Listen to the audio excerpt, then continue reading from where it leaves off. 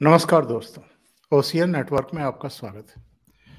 Supreme court और अलग-अलग राज्यों की जो हाई कोर्ट हैं, वो अगर अपने रवैये में परिवर्तन नहीं लाती हैं, जिनमें हम बताएंगे कि रवैया क्या है कोर्ट्स का और किस वजह से मोदी सरकार इस समय जो अलग-अलग हाई कोर्ट्स हैं या सुप्रीम कोर्ट है, उनके रवैये से आखिर नाराज क्यों हैं। ओंकार जी, सबसे पहले आपको और आपके सभी दर्शकों को मेरा प्रणाम। जी स्वागत। अब यहां पे मुद्दे की बात आती है, कौन डिसाइड करेगा, किस प्रक्रिया से करेगा, क्योंकि कॉन्स्टिट्यूशन ने यह अधिकार तो दिया है, संवैधानिक है या नहीं है, संविधान में क्या संशोधन करना है, ये पार्लियामेंट डिसाइड करेगी। क्योंकि संविधान बनाने और बदलने का अधिकार पार्लियामेंट को है और किसी संस्था को नहीं। सवाल ये आता है, दूसरा मुद्दा आता है कि साहब, क्या आप जिसे कहते हैं कि over reach of each others power, जिसे कहते हैं सेपरेशन ऑफ पावर, क्या आपने किसी का मानदंड या किसी की लक्ष्मण रेखा लांघी है? अब सवाल इस बात को लेके है, या यह कहा जाता है कि जो हमारा संविधान है उसके आप बेसिक स्ट्रक्चर को नहीं छेड़ सकते। तो सर, सवाल तो बहुत सिंपल है कि बेसिक स्ट्रक्चर आप किसको मानते हैं? बेसिक स्ट्रक्चर के अंदर तो सबसे बड़ा खिलवाड़ तो तब हुआ जब आपने सेक्युलर शब्द को जोड़ दिया। हमने तो ये कहा कि साहब, प्रीएम्बल जो है वो आधार है पूरे संविधान का, और जब संविधान बना था उसमें सेक्युलर शब्द नहीं था। सही। लेकिन बाद में 50 साल बाद 76-77 में इमरजेंसी के टाइम पे उसमें एक सेक्युलर शब्द जोड़ दिया गया 30 साल बाद। जब आपने उसमें सेक्युलर शब्द जोड़ा, क्या वो संविधान से छेड़खानी नहीं थी? आज तक उस पे किसी ने क्यों नहीं सवाल उठाया? और सेक्युलर की परिभाषा, सेक्युलर हम किसको कहेंगे, सेक्युलर की डेफिनेशन आज तक किसी ने नहीं बताई। हर आदमी इंटरप्रेट कर रहा है। आपकी सेक्युलर की भाषा अलग है, मेरी अलग है।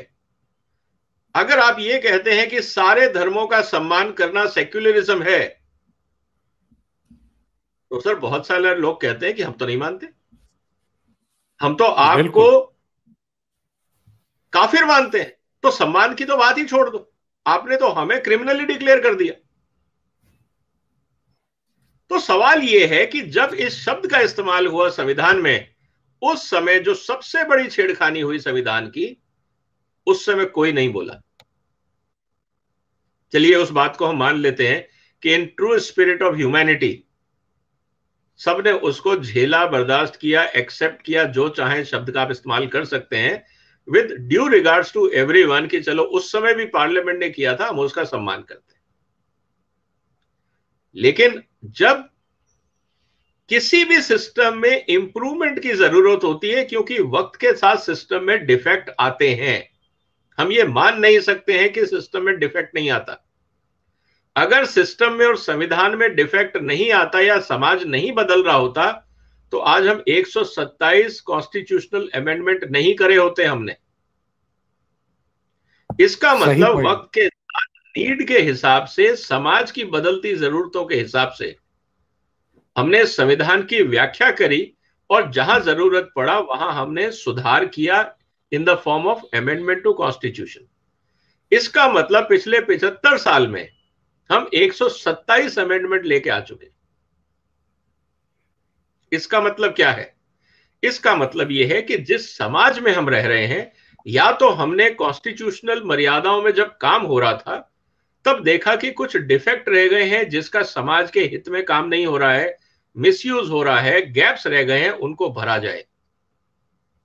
या जो सिस्टम 47 में बनाए गए थे वो 2022 में या 20वीं शताब्दी के लिए सुविधाजनक नहीं है, उनको जनता के हित में सुधारा जाए।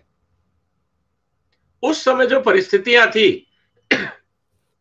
वो आपने बदलती हुई देखी, उस हिसाब ने आपने समाज को ढाला।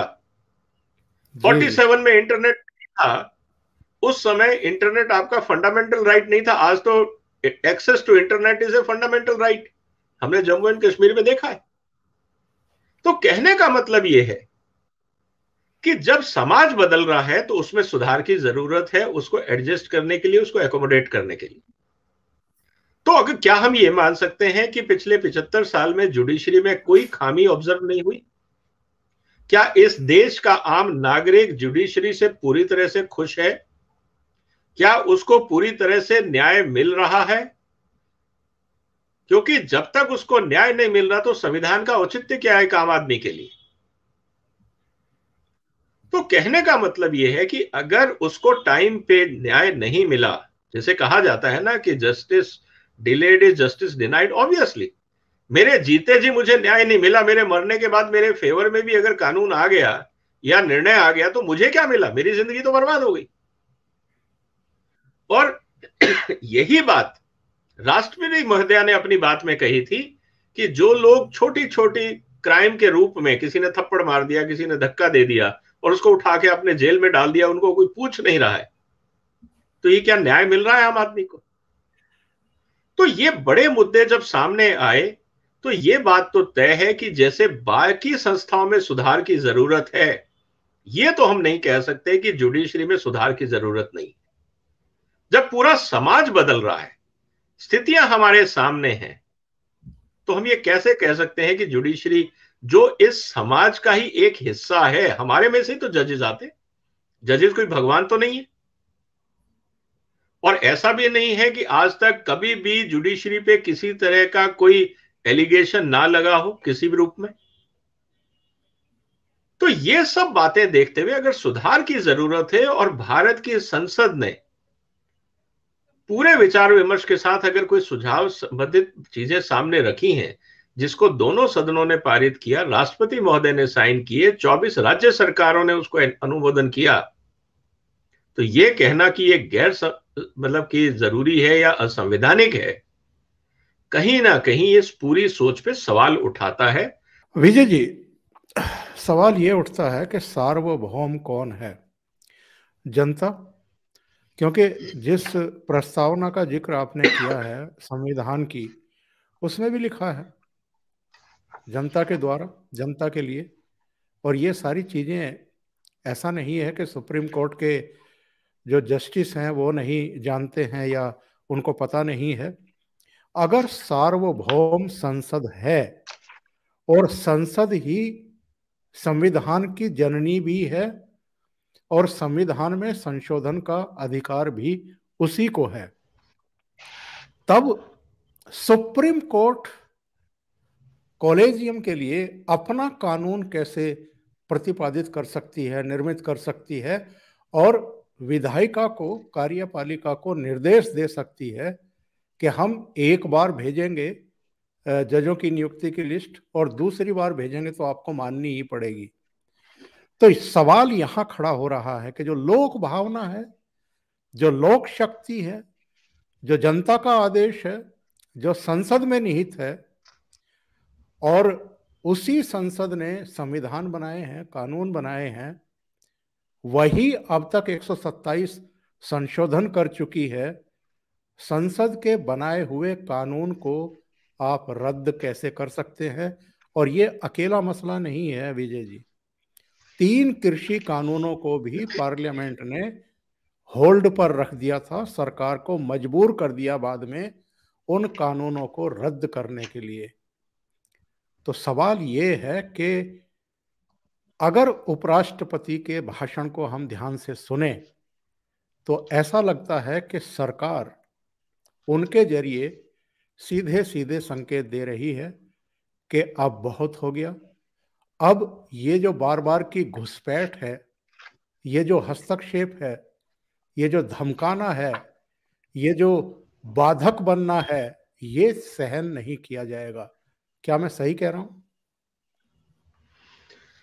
देखिए सर, जैसा मैंने आपसे कहा कि इस देश में हालात बदल रहे हैं, परिस्थितियां बदल रही हैं और गवर्नेंस की जिम्मेवारी होती है सरकार की, जो जनता चुनती है। जब जनता सरकार चुनती है और गवर्नेंस की जिम्मेवारी उनको दी जाती है, तो निश्चित रूप से सरकार को पता है कि जनता से हमने क्या वादे किए, जनता की क्या अपेक्षाएं हैं, उसकी चर्चा, जनताओं के एस्पिरेशन की चर्चा संसद में होती है। जनता के प्रतिनिधि सरकार के पास अपनी बातें लेके आते हैं और इसीलिए संसद सत्र क्यों बुलाए जाते हैं, हर बार क्यों अमेंडमेंट किए जाते हैं अलग अलग कानूनों में। अगर हमने कानून बना दिया और सब ठीक था तो अमेंडमेंट की जरूरत क्या थी। और अगर हम परिस्थितियों को देखते हुए अमेंडमेंट कर रहे हैं, जो संवैधानिक प्रक्रिया है, संविधान के बाहर हम नहीं जा रहे हैं, और उस समय अगर कोई व्यवधान आता है, और जबकि संविधान के अंदर ये बहुत साफ लिखा हुआ है कि कानून बनाने का एकमात्र अधिकार अगर किसी को है तो वो है पार्लियामेंट को, मतलब people of India through parliament.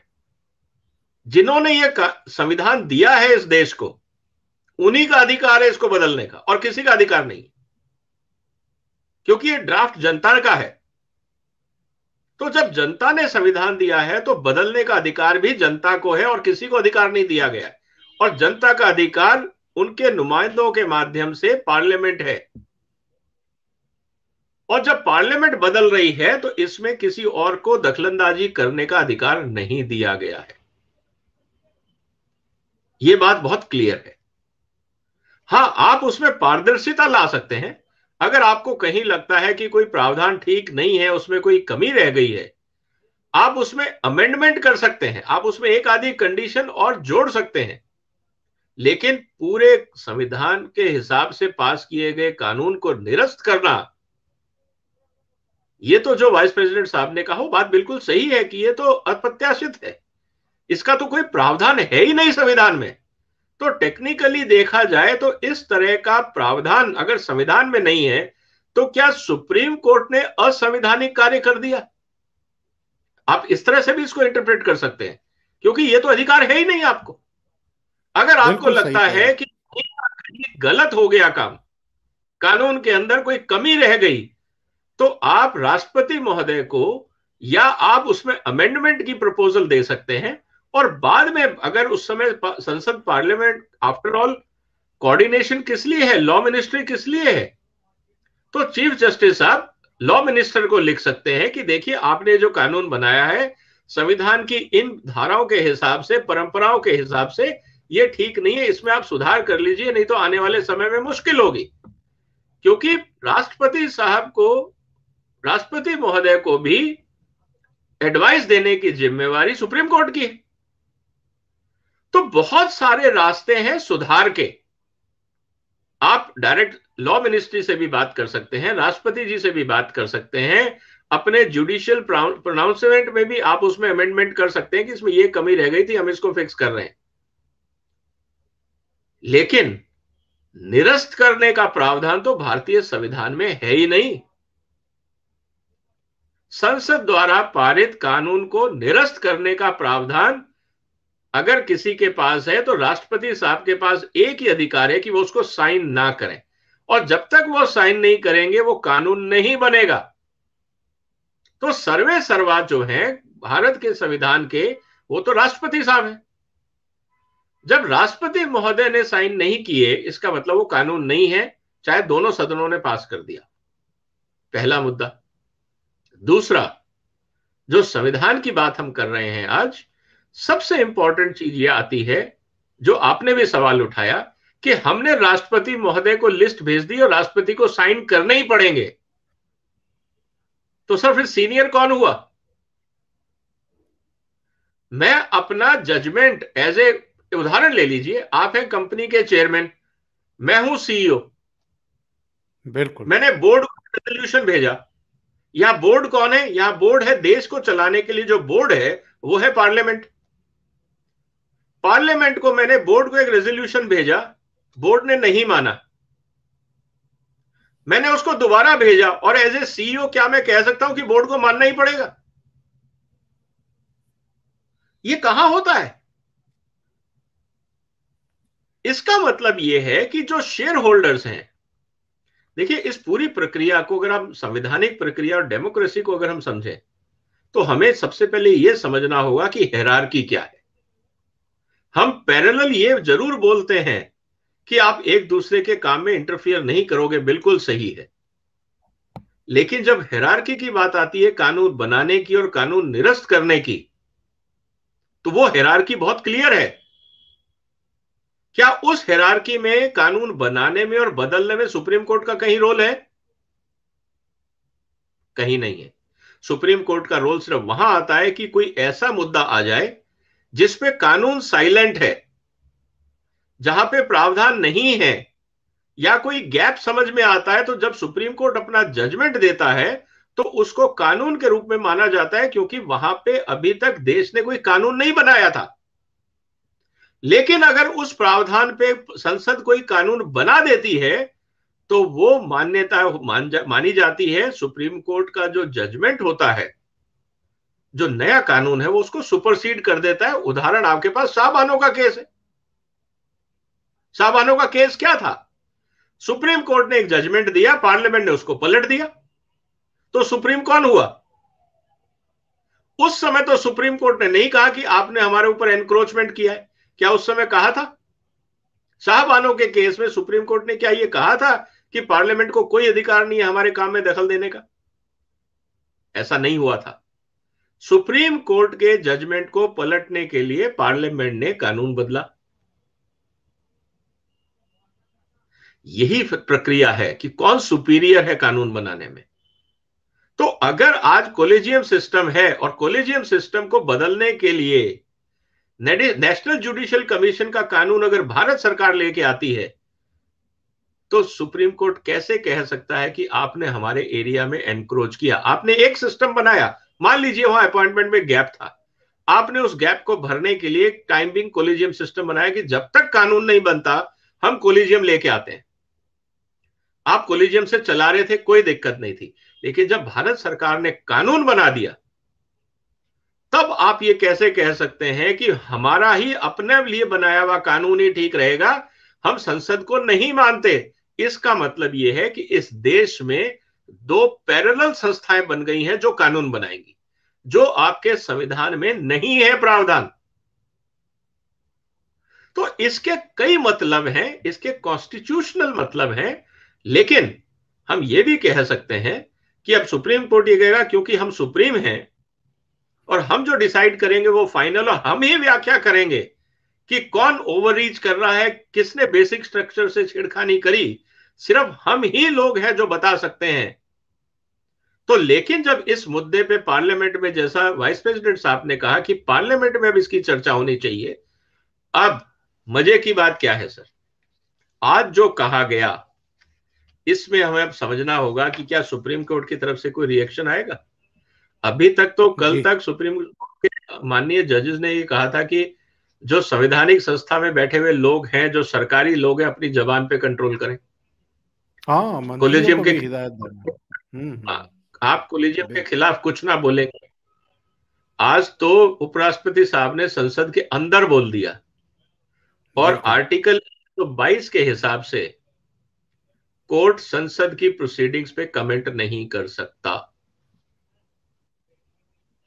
क्या अब सन्नाटा छाएगा? सवाल यह है। अगर अब सुप्रीम कोर्ट के जजेस की तरफ से कोई कमेंट आता है तो आर्टिकल 122 के प्रावधान का उल्लंघन है, वो अनकॉन्स्टिट्यूशनल एक्टिविटी हो जाएगी। इसका मतलब यह है कि आज हम उस स्थिति पे पहुंच गए हैं, क्योंकि धनखड़ साहब ने यही बात 4 दिन पहले कही थी, उसको ये कह के टाल दिया गया, या ये कहा गया कि आप हमारे ऊपर स्टेटमेंट ना दें, इस बात का ध्यान रखें। लेकिन आज तो वही स्टेटमेंट उन्होंने पार्लियामेंट में दोहरा दिया। अब वही स्टेटमेंट क्या आदरणीय सुप्रीम कोर्ट के जजेस बोल पाएंगे? अगर ऐसा होता है तो आर्टिकल 122 का उल्लंघन है, क्योंकि वो संसद के अंदर की चर्चा है और उसमें आपके हस्तक्षेप की जरूरत नहीं है, और ना ही उसका प्रावधान है, ना ही आपको अलाउड है। इसका मतलब यह है कि अगर अब स्टेटमेंट आता है तो कॉन्स्टिट्यूशनल क्राइसिस खड़ा हो जाएगा। यह बात हमें समझनी